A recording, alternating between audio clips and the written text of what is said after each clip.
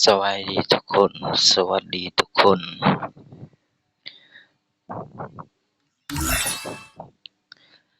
วันนี้พี่จะมาปลดล็อกแพ็คราศีธนู ไปดูกันเลยทุกคน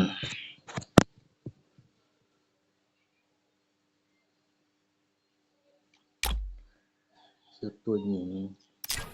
มีทรงผมสวยเนี่ยเสื้อก็สวยกางเกงก็สวยรองเท้าก็สวย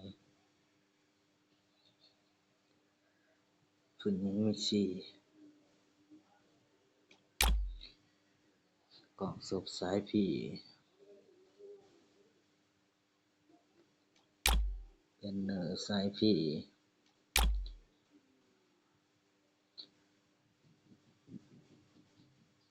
กระบะคันจร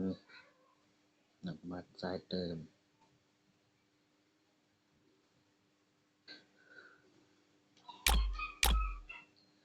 ระเบิดสายเติม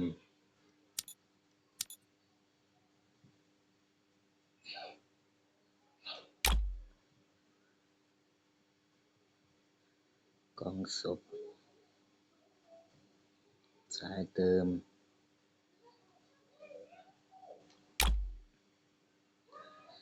M24สายเติมแมกกาซีน2ลบระยะบวก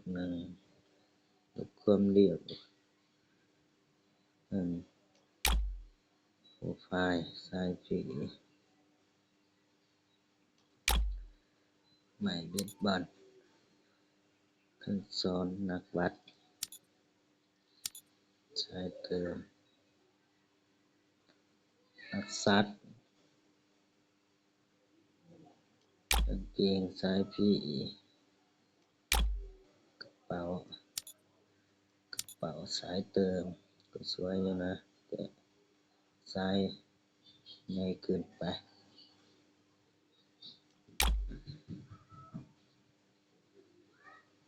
บอดสายพี่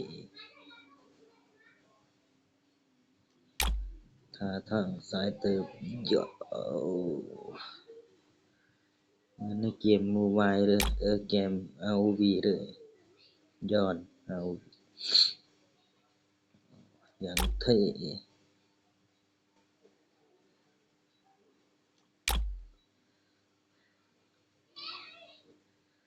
ทรงผม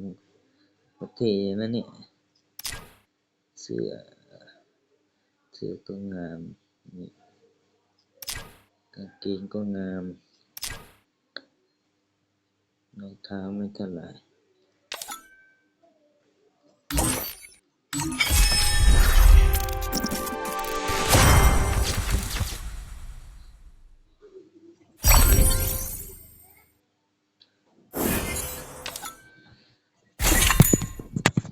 อากาศหนาวแล้ว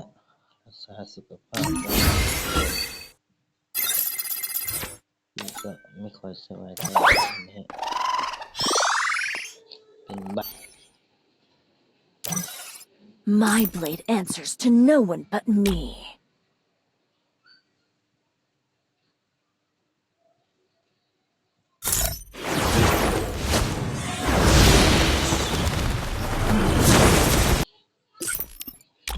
ไม่ตื่นเป็นแบบ My blade answers to no one but me.